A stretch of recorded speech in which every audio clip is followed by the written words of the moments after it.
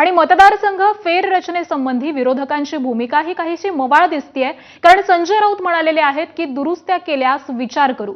सद्यस्थितीतलं विधेयक पुन्हा आल्यास विरोध कायम राहील अशी देखील प्रतिक्रिया राऊतांनी दिली आहे। तर आमच्या दुरुस्त्या स्वीकारल्यास पाठिंब्याचा विचार करू अशी प्रतिक्रिया नुकतीच संजय राऊत यांनी दिलेली आहे।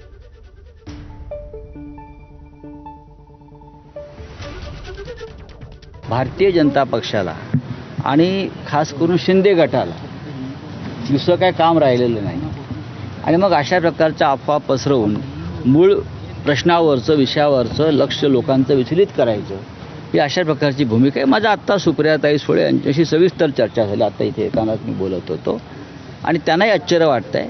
ते जेव्हा बिल येईल तेव्हा आम्ही सगळे बसून निर्णय घेऊ। मागच्या अधिवेशनामध्ये सरकारशी या संदर्भात चर्चा झाली होती।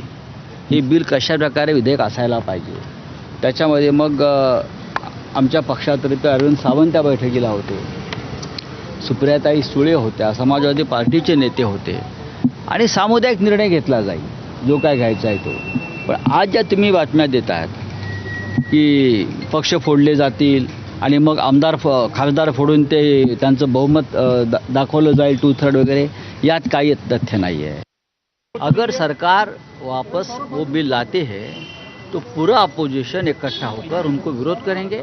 हमने जो उनको सूचनाएं की है इस प्रकार से बिल में आप थोड़ा दुरुस्ती करो, अमेंडमेंट करो और लेकर आइए। अगर उस हमारी बात मानी जाती है तो हम उसके ऊपर चर्चा करेंगे।